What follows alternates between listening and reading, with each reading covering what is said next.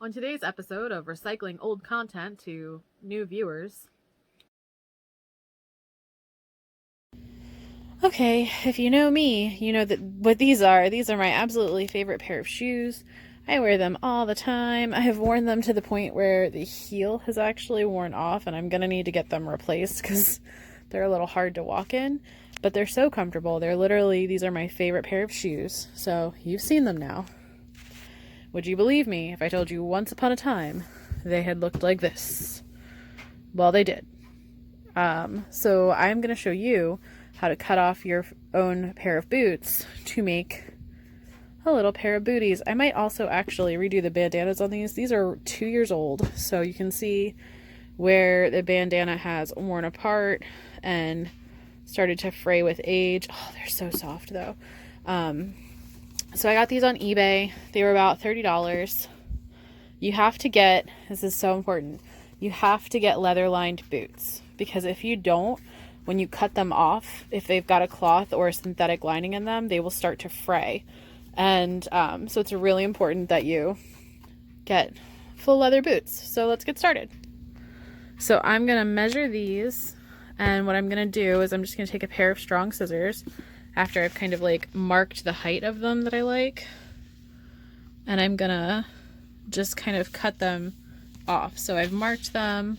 I'm gonna try and do like a little chalk mark, and then on the same one, and literally all you have to do is just cut through the leather. So once they're cut off, that is what you are left with. You're left with boots that are just kind of little booties. They're really almost the same size. No, they're not. Okay, so I need to trim them up and make them a little more even, but I also, unfortunately, they were very hard worn by the person that owned them before me, so the inside heel looked kind of like that. So I'm also going to cut a new piece of leather from an old jacket I have, and I'm going to glue that down inside. So other things you're going to need for this project, you're definitely going to need some E6000 and a ton of belts and at least 2 bandanas. Alright, new heel pieces have been cut. I'm just going to go ahead and glue those in real quick. So cool discovery I made is that somebody must have tried to nail their shoes back together, and there is actually a nail sticking up in the shoe. I don't know if you can like see it. So now I get to figure out how to remove nails from shoes. Wish me luck. Well, that was an ordeal. So what we're doing now, I didn't get the nail out of the one, but I did manage to get it to a reasonable place. So I was able to, I just put some more leather down to kind of prevent it further coming up from the bottom. I think I might need to, I eventually need to have them resoled anyway, so hopefully I can get someone to pull those out. But for now the next step is to put a thin layer of E6000 and wrap your bandana around. In these you can see that you would have to cut a triangular piece of the bandana. So that's what I'm going to do. I just need to figure out which bandana I want to go with. So the thing is though, like now you're on a tripod so you can see what I'm doing, but you kind of have to finesse it a little bit. So like, it's not going to be an exact triangle that you cut. It's more like you're going to put it on and see how it fits and then chop it off as you go along. So here is me seeing kind of where, because I don't want it to drag too much. So I'm going to like start by cutting a line through this part of the fabric so that I can start with that being the place that I'm going to start gluing it. And now that I know that that's where I'm going to start gluing it, I can probably trim off at least this part of the excess. If you leave too much of your bandana, you will absolutely fall on your face because you will slip on it. You'll trip and slide. It'll be terrible. So I'm just going to use clothespins to hold it down because I want them to be held very still while they're drying. Gosh, this glue is like so old. So I'm gonna go kind of like, this is where I want it. Now you want to use a bandana versus other types of fabric, because if you use other types of fabric, then it usually is going to be too thick to lay properly. So this is really an experiment in draping things. It's okay if your bandana is a little longer inside, because you can go back and trim it off. You just can't add more. So that's why I'm cautiously trying to figure out where I'm gonna glue these. So like I know I can probably cut that part off. And you want to make these like little slits too, because you want to make sure that your fabric will fold around the boot. So the little slits that I'm making here is helping me do that. I'm just gonna sit here and talk to you while I do this. I will probably make random grunting noises because I'm not feeling the best today. But I don't know, I get so many comments on these shoes that I figured I would show you since it was about time for a new pair. Because I've walked through the other ones essentially. Now, don't be like me. If you have E6000, which I have used for a lot of different projects, like I am a fan. I know a lot of people don't like it, but I've used it to glue combat boots together. So if you are using E6000 as you should be, don't do the toothpaste method like I'm doing, or it'll just keep coming out of the tube, and then everything is gonna be sticky. So, and then you're probably like, but you made such a fuss, Megan, about how you should only use real leather boots. Why does it matter if the bandana is on there? Why don't you just leave them cool and cut off? Well, I would, except for they're kind of scratchy when you do that. So this is really to protect your ankles from rough cowboy boot leather, which is a little uncomfortable, honestly. And over time, if these are not the correct softness or how you like your cowboy boots, they will over time get even softer, which I really enjoy.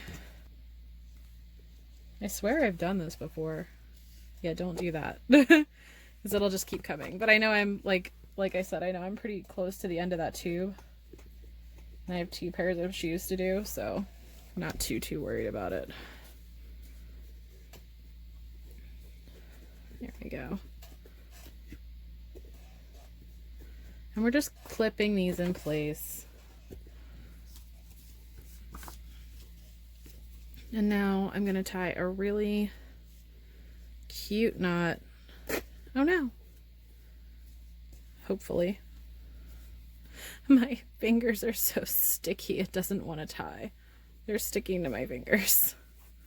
Alright. Hold on. No. And then tie the knot.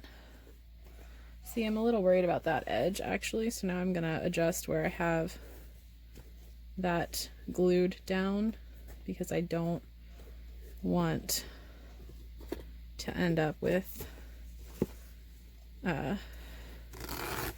you don't want to end up with a really scratchy part.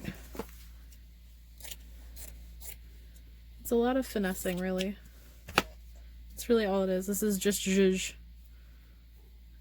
And it's okay if it's not perfect because you're covering it in belts. So, because if you've ever looked at my boots, that's what the embellishment is. They were just thrift store belts that I had found. There we go. So that is boot 1 ready to be drying. So we're going to put one more clip there because I think that it's not quite secure. And the thing is like if it ever comes up, you can either just put more glue down or you can glue a new bandana in. So like I know right now bandanas are kind of scarce because people are using them for masks, rightfully so. But usually they're actually a pretty cost-effective like that's like not even the most, like the boots are going to cost you more than the bandana. So, and that is how I do my boots. And so now, since I'm not trying to show you what I'm doing, I'm just going really quickly, and I'm gonna do the second shoe because my glue is done with me for today.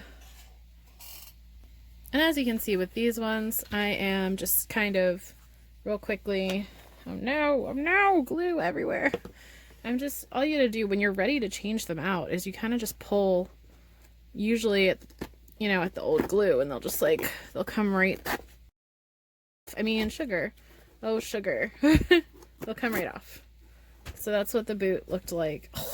Oh man, where these boots were made for walking. I just got a face full of grossness. Always wear masks when you're going to the grocery store, when you're working with toxic fumes, when you're getting dirt all over your bedroom. Ugh. I picked a pandemic to redo my shoes. It's probably great. Anyway, so yeah, you can just, E6000 holds, but at the same time, it will over time deteriorate. So this is what they look like naked, and you can just switch them out for new bandanas.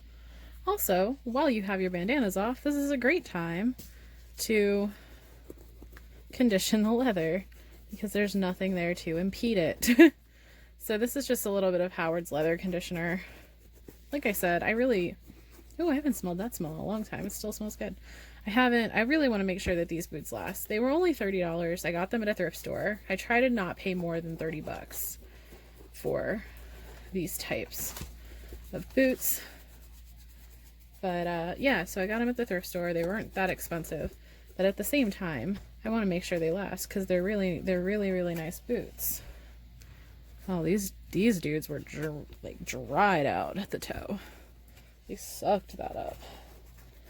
So I'm just I was going to throw this paintbrush away anyway because it's really old and I don't take the best care of my paintbrushes like I should. So this is me trying to save my sanity a little bit. Just going to let that sit there for a second and then I'm going to buff that off. They were really super dry. Use a bandana scrap to wipe that off. Here we go. I do like Howard's leather cleaner though. When I worked at Fantastic Finds, which was a consignment store that used to be in Philly, that's what we used on we actually used it on a lot of our purses too. The owner had a Coach bag. She would just sit there and like do that on. It smells citrusy. That's why I like it. Okay, so they needed a drink. Can see how they're holding on to that moisture. Which probably means I should stop what I'm doing, but I'm not gonna.